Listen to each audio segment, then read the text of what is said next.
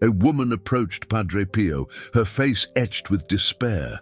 She was 53 years old, a devout woman. She prayed the rosary every day and attended Mass whenever she could. But in recent months, her life had spiraled into an inexplicable nightmare. Strange illnesses plagued her, family strife erupted out of nowhere, and a constant sense of spiritual burden weighed her down, a burden she couldn't explain. Padre Pio gazed at her in silence for a long moment. Then, he asked something that utterly confounded her. "Have you lent something important to someone recently?" The woman paused, thinking, yes, she had lent something. Her neighbor, Sarah, had borrowed a few items several months ago, things that seemed harmless, things that anyone would lend without a second thought. Padre Pio slowly shook his head. "There are 3 things you should never lend to anyone," he said, "and you've lent at least one of them. What entered your home through the return of these objects has brought spiritual disturbance. In the next few minutes, you're going to discover what these 3 things are that Padre Pio warned never to lend. You'll understand the spiritual logic behind this teaching, and you'll learn how to protect yourself if you've already made this mistake. Because this isn't some superstitious or folksy belief." Padre Pio explained with theological clarity why certain objects carry a spiritual dimension that makes them dangerous to share. And the consequences he described are confirmed by countless documented cases. But before revealing what these 3 things are, I need you to understand the fundamental principle that Padre Pio taught about objects and spirituality. Padre Pio explained that every physical object can carry a spiritual dimension. This isn't magic, it's basic Catholic theology. The Church blesses objects like medals, rosaries, crucifixes, precisely because it recognizes that material objects can be vehicles of spiritual grace. But if objects can carry grace, they can also carry the opposite. Padre Pio said that just as holy water carries blessing, objects used in negative contexts can carry disturbance, and certain personal objects, by the intimate nature of their use, absorb the spiritual energy of those who use them more strongly. He explained it in a way that anyone can understand. Think of your rosary. You've used it for years. You've prayed thousands of Hail Marys holding those beads. Your tears have fallen on it in moments of sorrow. Your faith has imprinted itself on it over time. If you give that rosary to someone else, they'll receive not only the physical object, but something of your spiritual life that has become imprinted on it. This understanding is fundamental. Personal objects aren't just matter, they're matter imbued with spiritual history. And when you lend certain objects, you're lending part of that history. And when you receive them back, you're receiving them back with additions that may not be beneficial. Now, let's get to the first thing that Padre Pio warned never to lend. The first thing you should never lend is your sleepwear. Padre Pio was absolutely specific about this. Pajamas, nightgowns, any clothing you wear to sleep should not be lent to anyone. Why? Padre Pio explained, during sleep, the soul enters a state of special vulnerability. The conscious defenses relax. The body and soul open up in ways that don't happen during waking hours, and the clothing that covers the body in this state absorbs this vulnerability. He continued, when you lend your sleepwear, you're lending something that touched your body at a moment of greatest spiritual openness, and when that clothing comes back, it brings with it spiritual impressions of the person who wore it during their own moment of vulnerability. A priest who knew Padre Pio related a story that illustrates this perfectly. A woman had lent a nightgown to her sister-in-law, Susan, who was going through financial hardship. Susan wore the nightgown for several weeks. When she returned it, the woman began to have terrible nightmares, dreams that didn't feel like her own, sensations of anguish that arose specifically at night. She went to Padre Pio, who immediately identified the problem. Your sister-in-law carries a great spiritual weight, he said. She has unconfessed sins that torment her at night, and that torment has become imprinted on the clothing she used for sleep. When you wear that clothing, you connect with that torment. The solution was simple but necessary. Padre Pio instructed her to no longer wear that nightgown and to bless it with holy water before donating it to charity. From that moment on, the nightmares ceased. This case may seem extreme, but Padre Pio insisted that it was more common than people imagined. He said that many sleep problems, recurring nightmares, and sensations of nocturnal spiritual burden originated in sleepwear that had been shared or bought second-hand without proper spiritual purification. The second thing you should never lend is your shoes. Padre Pio had a very specific explanation for this. Your feet carry you to all the places you go, he said. They tread on sacred ground when you enter the church. They tread on profane ground when you go to places you shouldn't. Your shoes are silent witnesses to your entire journey, and that journey becomes recorded on them. Padre Pio explained that shoes are especially sensitive because they directly touch the ground, which in spiritual tradition represents the earthly dimension of existence. Shoes are the interface between you and the material world, and therefore they strongly absorb both the blessings and the curses of the places you go. A famous story among Padre Pio's devotees involves a man, Michael, who lent his shoes to a friend, David, to attend a wedding. The friend, who seemed like a good person, wore the shoes throughout the ceremony and reception. When he returned the shoes, the owner began to feel a strange unease, an inexplicable urge to go to places he had never desired to visit. Thoughts that didn't feel like his own. When he went to confession with Padre Pio, the saint asked directly about the shoes. Padre Pio revealed that the friend, despite appearances, frequented places of grave sin, and the shoes, having trod on those places on the friend's feet, brought that spiritual contamination back. Your friend isn't evil, explained Padre Pio, but he leads a double life, and the shoes you lent trod on ground that you should never tread on. Now those places are calling to you through the shoes. The man followed Padre Pio's advice.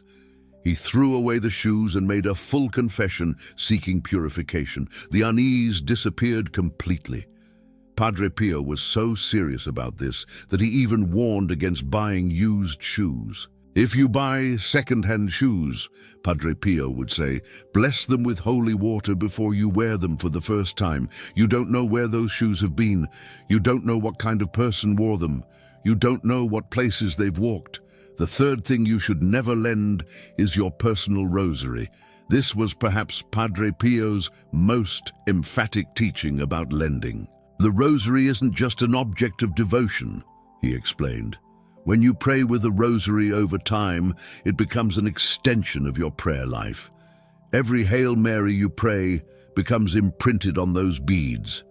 Every moment of faith, every tear, every request, every expression of gratitude. The rosary absorbs all of that. Padre Pio continued, that's why your personal rosary is so powerful. It carries years of accumulated prayer, and for that very reason, it should never be lent out. When you lend your rosary, you're lending your prayer life. And when you receive it back, you receive it with the spiritual impressions of another person mixed in with your own. But there was an even deeper reason. Padre Pio explained that your personal rosary creates a special connection with the Virgin Mary. When you pray the rosary regularly, Mary recognizes that object as belonging to one of her children. There's a spiritual link that forms. When you lend the rosary, you interrupt that link, and worse, you allow another person to use a spiritual channel that was created for you. Padre Pio said that this could confuse the spiritual protection that Mary offers through that specific rosary. A woman once lent her old rosary to a friend who was going through a difficult time. The rosary had belonged to the woman's mother and had been used for decades. The friend used the rosary for a few weeks during a personal crisis. When she returned it, the woman noticed something strange. Praying with that rosary wasn't the same anymore. The prayers felt heavy. The peace she normally felt wasn't there. It was as if there was an interference. She went to Padre Pio, who explained, "Your friend doesn't pray with faith. She prays with desperation and without confidence. And that way of praying has been imprinted on the rosary. Now, when you pick up that rosary, you're also picking up her distrust." Padre Pio recommended that she leave the rosary at the feet of a statue of Our Lady for 40 days, praying daily for the purification of the object. After that period, the rosary could be used again. Now, you might be wondering, what if I need to help someone who doesn't have a rosary? Padre Pio's answer was simple. Give them a new rosary. Don't lend yours. If you want to help someone in faith, buy a rosary and give it as a gift. Bless it before giving it, but never lend your personal rosary. Padre Pio had a saying that summed it all up. What is intimate is sacred, and what is sacred is not lent. This saying contains profound wisdom. There are things in life that are so personal, so connected to our individual spiritual journey, that sharing them indiscriminately causes harm to both the lender and the borrower. But Padre Pio went beyond the three main things. He spoke about a broader category of objects that deserve special care. Any object that touches your body regularly, he said, absorbs something from you. Hairbrushes, combs, jewelry that you wear daily, undergarments obviously, but also pillows, pillowcases, bath towels. Padre Pio wasn't saying that all these objects could never be lent, but he warned to be aware of what you were doing, and especially, he warned against ever lending these objects to people you don't know well spiritually. You may know someone for years, he explained, and not know their spiritual life. It may be your friend, your neighbor, your co-worker, but you don't know what that person does when they're alone. You don't know what sins they carry. You don't know what spiritual disturbances they may have. Padre Pio once told a story about a man who lent his jacket to a co-worker who needed to go to an important interview. The colleague was apparently respectable. They had worked together for years. There seemed to be no problem at all. But the colleague, without anyone knowing, was involved with occult practices. He attended seances. He consulted fortune tellers. And the jacket, worn by him during this period, absorbed some of that contamination. When the jacket was returned, the owner began to have strange experiences, sensations of a presence when he was alone, intrusive thoughts about consulting mediums, a sudden curiosity about things he had never wanted to explore. It was his wife who noticed the connection. She noted that the symptoms started exactly when the jacket was returned. She took her husband to Padre Pio, who confirmed her suspicions. "The jacket needs to be burned," said Padre Pio, "and you need to make a full confession, even if you haven't sinned directly. You need to renounce any opening that may have been created through this contamination." The couple followed the instructions. The jacket was burned, the confession was made, and the symptoms disappeared completely. Stories like this may seem extreme to modern mentalities, but Padre Pio insisted that they were more common than people imagined. The problem, he said, is that people don't make the connection. Something strange starts to happen, and they look for psychological, medical explanations, anything but the spiritual explanation. He taught that whenever something inexplicable starts to happen in someone's life, one of the first questions should be, what has entered or left my house recently? What new objects have arrived? What borrowed objects have been returned? What gifts have been received? Padre Pio said that spiritual disturbance often enters homes through seemingly harmless objects.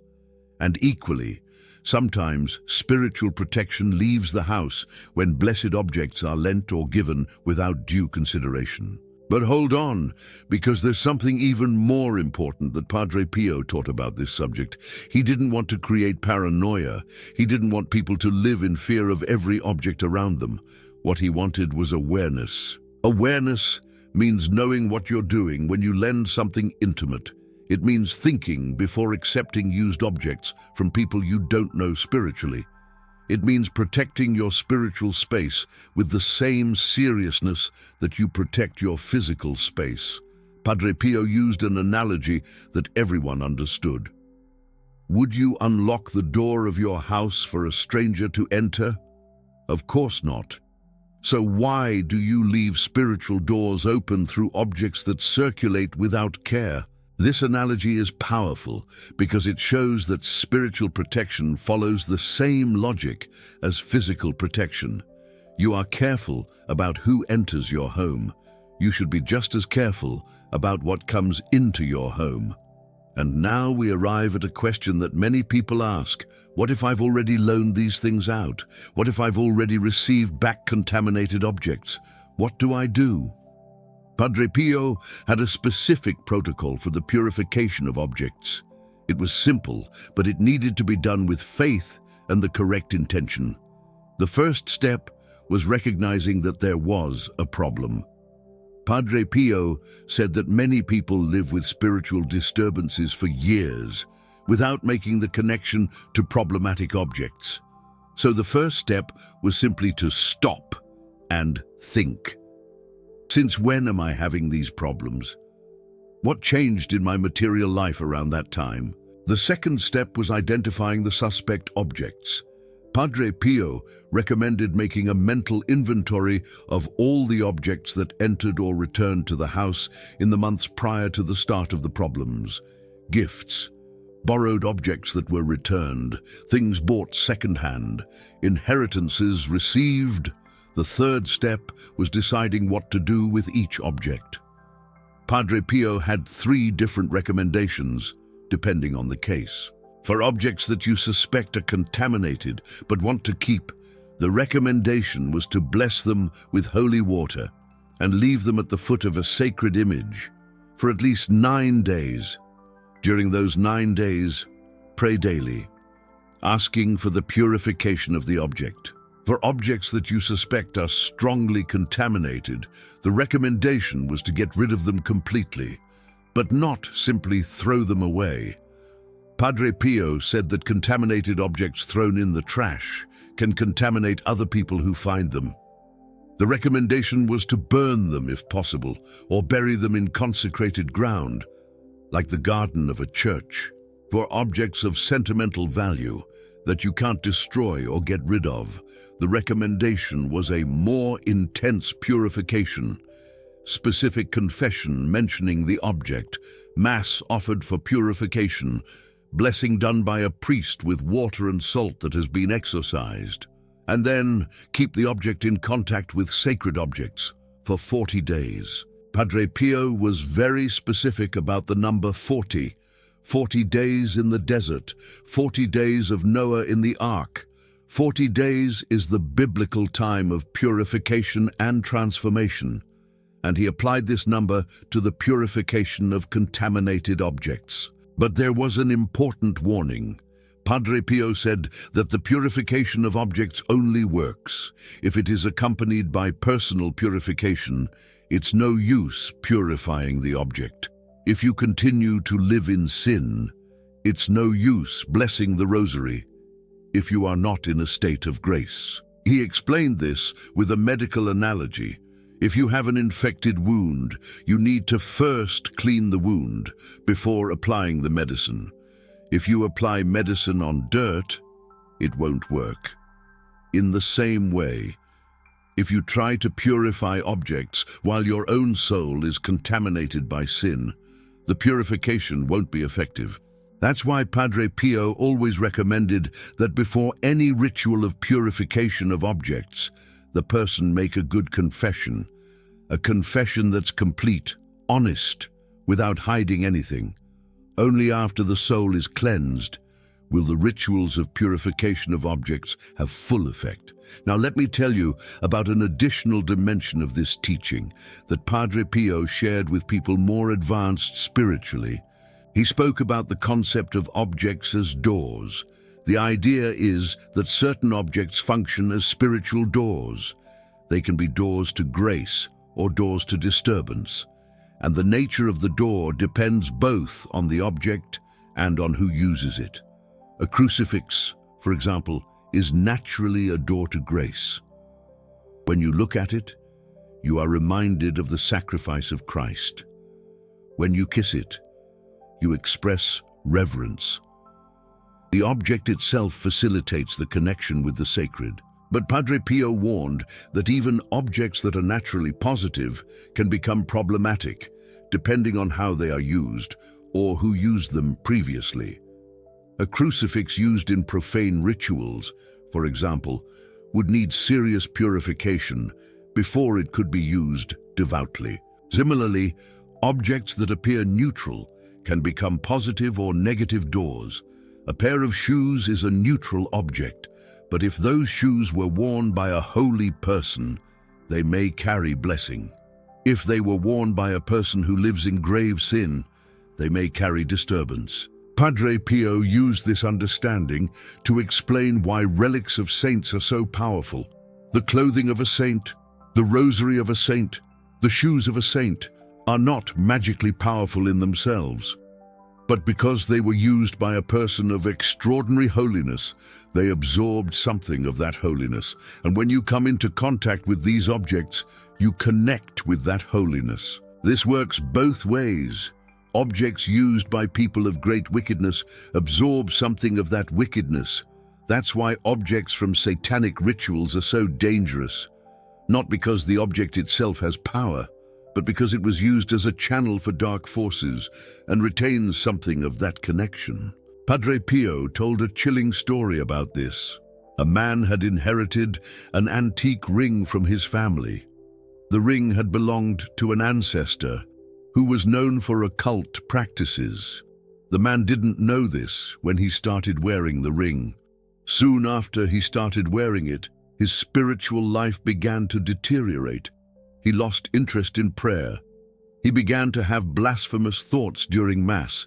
He felt drawn to books on occultism that he found in bookstores. When he finally went to Padre Pio, the saint identified the ring immediately. "This ring was used in pacts with the enemy," said Padre Pio. "Your ancestor sold his soul, and the ring was used as a symbol of that pact. As long as you wear this ring, you are perpetuating the connection that your ancestor created." The man asked what he should do. Padre Pio was direct. "The ring needs to be destroyed, not kept, not sold, destroyed.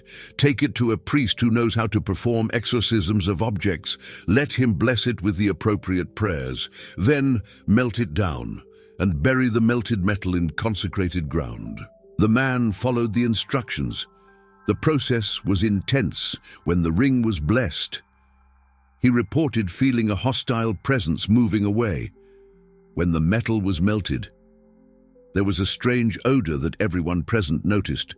When it was buried, a sense of peace took over the place. From that moment on, the man's spiritual life returned to normal. The blasphemous thoughts disappeared. The interest in prayer returned. The attraction to occultism was completely gone. This story illustrates the extreme of what Padre Pio taught about objects. But he was careful to say that cases like this are rare. Most problems with objects don't involve demonic pacts or satanic rituals. Most involve simply a lack of care with personal objects that have been shared without spiritual awareness. And for these more common situations, the solutions are often simpler.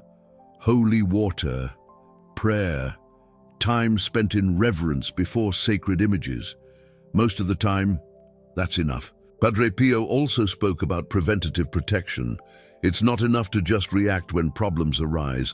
It's important to cultivate a culture of spiritual protection in your home, one that prevents problems before they even have a chance to take root. Padre Pio's first recommendation was to bless your home regularly, not just once, but frequently, at least once a week. He recommended walking through your home, sprinkling holy water in every room, while reciting the Our Father and the Hail Mary. His second recommendation was to keep visible sacred objects in every room of the house: crucifixes, images of saints, framed prayers. These objects create a spiritual atmosphere, making it difficult for negative influences to enter. The third recommendation was to consecrate your home and your family to the Sacred Heart of Jesus and the Immaculate Heart of Mary. This consecration, when done with sincerity, creates a powerful shield over your home. The fourth recommendation was to be mindful of what enters your home, not just physical objects, but also people, entertainment, conversations. Padre Pio said that everything that comes into your home leaves some kind of impression, and therefore we must be guardians of what we allow to enter.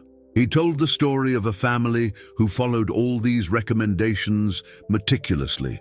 Their home was known by all who visited as a place of extraordinary peace. People would enter and immediately sense something different: a lightness, a tranquility, a feeling of spiritual safety. Padre Pio explained that this feeling was real.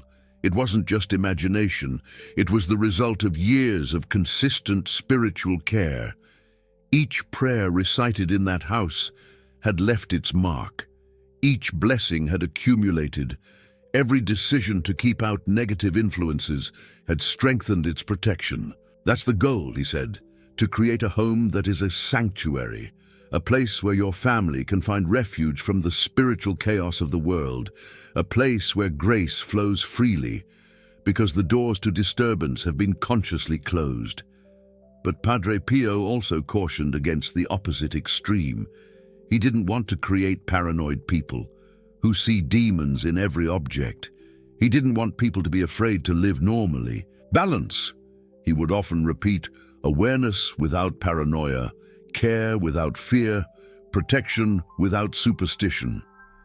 He explained the difference. Superstition is believing that objects have power in and of themselves. Faith is understanding that objects can be vehicles of grace or disturbance, depending on how they are used and by whom. Superstition is being afraid of objects.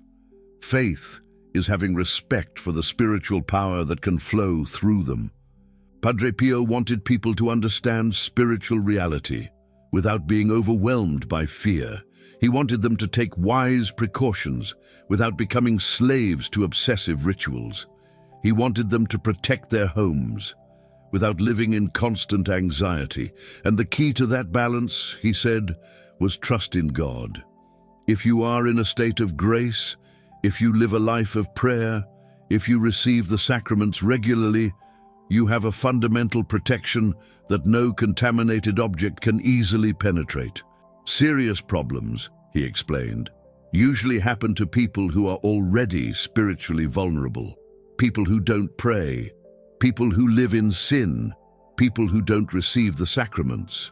For these people, contaminated objects can be the doorway to bigger problems. But for a person who is in a state of grace, a contaminated object is usually just an annoyance, not a serious threat. God's protection is stronger than any spiritual contamination that an object might carry. That doesn't mean we can be careless. It means we can live without fear while still taking sensible precautions. It's like locking your front door. You lock it not because you live in constant panic about being robbed, but because it's a sensible precaution. In the same way, you're careful with personal objects, not because you live in spiritual panic, but because it's a sensible precaution. Do you want to be part of our mission to spread these teachings of spiritual protection from Padre Pio? The super thanks button down below is more than just financial support. It's you saying, These truths about spiritual protection need to reach more families. It's you becoming a partner in the work of creating spiritually safe homes. When you click that golden heart, you are helping to protect families who may not even know they need this information. Padre Pio said that those who help spread knowledge about spiritual protection participate in every home that is purified, in every family that is protected, in every soul that finds peace. Do you want to participate in those blessings? Now let me teach you a specific prayer that Padre Pio recommended for the protection of your home against negative influences that might enter through objects. Lord Jesus Christ, by your precious cross, by your holy death, by your glorious resurrection, I ask you to purify this home from all negative influence. May every object in this house be a vehicle only of your grace. May nothing that has entered here bring disturbance. May everything that leaves here carry only blessing. Cover this house with your precious blood. Send your holy angel as to guard every room, every object, every person who dwells here. Through the intercession of St. Padre Pio and the Virgin Mary, grant us a home of peace, of faith, of love. Amen. Padre Pio recommended praying this prayer at least once a week, preferably while walking through your house, sprinkling holy water. And if you prayed that prayer with me just now, something has already begun to change in the spiritual atmosphere of your home. Padre Pio said that even a single sincere prayer can start a process of purification. But prayer needs to be accompanied by action. Let me share one more story that perfectly illustrates why these teachings of Padre Pio are so important for the times we live in today. A young mother went to Padre Pio in desperation. Her 3 children, who had always been calm and obedient, had completely changed their behavior in recent months. Constant fighting, frequent nightmares, a restlessness that had no medical or psychological explanation. Padre Pio asked about recent changes in the house. The woman thought and remembered that she had received antique furniture from an aunt who had passed away. Beautiful furniture made of solid wood, which she had placed in the children's room. Padre Pio closed his eyes for a moment, as if he was seeing something that others could not see. Then he said, "Your aunt was not a bad person, but she carried deep resentments that she never resolved in life, and those resentments remained in the furniture. Your children, who are spiritually sensitive, are absorbing that negative energy while they sleep, surrounded by those pieces of furniture." The woman asked what she should do. Padre Pio explained, "You don't need to get rid of the furniture. It's beautiful furniture, and it was given with love, but you do need to purify it. Sprinkle holy water on each piece of furniture. Place a crucifix or a holy image on each one for 40 days, and pray daily, asking for the soul of your aunt and for the purification of those objects." The woman followed the instructions faithfully. In less than 2 weeks, the children's behavior began to improve. By the end of the 40 days, they had returned to being the peaceful children they once were. This story shows something important that Padre Pio always emphasized. Not all problematic objects come from bad people. Sometimes, objects from loved ones simply carry unresolved pains, unhealed wounds, unforgiven grudges. And these negative energies can especially affect children and people who are spiritually sensitive. That's why the purification of inheritances is so important. When you receive objects from someone who has passed away, even if it is someone you loved very much, it's prudent to purify those objects before incorporating them into your home. Not because the person was bad, but because we all carry imperfections that can leave marks on the objects we use. Padre Pio had a specific phrase for this: love the dead, but purify their inheritances.